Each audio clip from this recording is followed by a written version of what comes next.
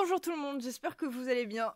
Ça y est, j'ai enfin lu les derniers épisodes écrits par Jason Aaron et dessinés par Russell Dauterman et mis en couleur par Matthew Wilson. Et oui, je parle de la série avec Jane Foster qui est porteuse de Mjolnir. Et je viens donc de lire les derniers épisodes de The Death of the Mighty Thor qui se trouve en VF dans Marvel Legacy Avengers 4 qui est sorti en février. Mon Dieu, cette fin est l'épilogue At the Gate of Valhalla, qui est dessiné par Jen Bartel, merci Jen Bartel d'exister, vient enfin conclure une histoire qui a été commencée en 2014. Souvenez-vous, en 2014, il y a Jane Foster qui devient la nouvelle Thor. C'est quand même pendant 38 numéros à travers les séries Thor et Mighty Thor, dont un fameux numéro 700, que nous avons suivi les batailles, les doutes, les choix de cette Thor qui a été contestée par Odin dès le début, soutenue par Freya, redoutée par Thor Odinson, et qui a été agacée par Loki. Et je ne parle pas de Malekith aussi, au passage. Alors oui, pendant ces 38 numéros, tout n'a pas été parfait. Il y a eu des longueurs, il y a eu des aventures moins extraordinaires que d'autres, mais il y aura quand même une constante, à savoir que Jane Foster est digne d'être Thor et son passage restera dans l'histoire.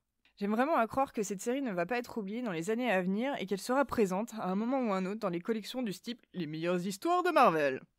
Pour en revenir à Death of the Mighty Thor, attention, j'ai un petit peu spoilé, mais Jane Foster doit choisir entre donner une vraie chance pour combattre son cancer, ou alors reprendre une dernière fois Mjolnir, retrouver sa belle chevelure flamboyante et son armure, et défoncer Mangog, à savoir le super adversaire ancien rempli de rage, mais il est tellement rageux que toutes les déesses et les dieux d'Asgard n'arrivent pas à s'en défaire.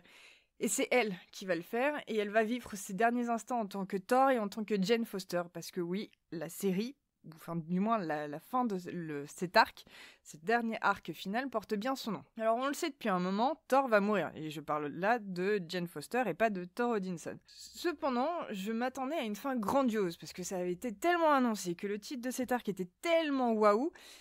Bon, dans l'idée, j'ai pas été déçue. N'oublions pas que quand même, Jen est une meilleure Thor que Thor Odinson et une meilleure déesse qu'Odin. Et comme tout ça, pour 38 numéros, c'est vraiment pas cher donné. Et c'était vraiment très très cool. Cependant, je m'attendais quand même à une issue beaucoup plus fatale pour Jane. Je m'attendais à une vraie mort, pas une mort à la Marvel où, c'est-à-dire que en gros, t'as un rhume et 3 numéros plus tard, tu reviens. Non, je m'attendais à un truc un peu plus long.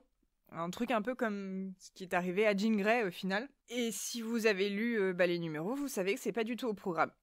Je dois avouer que je suis un peu déçue, évidemment, parce que je m'attendais à autre chose, mais aussi parce que j'ai trouvé qu'il y avait un petit effet de facilité à la ramener à la vie et à la laisser redevenir une humaine qui doit combattre un cancer, et finalement, est-ce que c'est pas ça sa plus grande bataille? C'est pas grave. C'est Aaron qui a décidé, mais Aaron, il a quand même réussi à savoir écrire une fin, et juste cette histoire de est-ce qu'elle doit aller au Valhalla ou est-ce qu'elle y va pas, et finalement, même si c'est Thor Odinson et Odin qui l'aident à la ramener à la vie, c'est pas vraiment elle, c'est Mjolnir qui, avec sa grande tempête, la plus forte des tempêtes de toutes les tempêtes de l'univers de la galaxie, ramène Jen à la vie, et c'est un lien qu'on avait déjà vu qui était très très fort entre Mjolnir et Jen. Donc c'était beau, c'était pas ce que j'attendais, mais c'était quand même vachement beau. Pour le coup, je suis un peu curieuse de savoir ce qui va arriver à Jen. Je suis aussi très curieuse de savoir ce que va donner War of Realm, qui est le gros event de Jason Aaron et qui arrive très bientôt en VO. Si je suis curieuse de voir la suite, c'est parce que vraiment, Aaron, Dauterman et Wilson ont fait un travail merveilleux sur la série Thor et ont fait quelque chose de splendide avec Jane Foster, que Death of the Mighty Thor était une conclusion parfaite. J'espère que vous l'avez lu ou que du moins vous avez envie de le lire et que si vous l'avez lu, vous avez autant apprécié que moi. Salut tout le monde!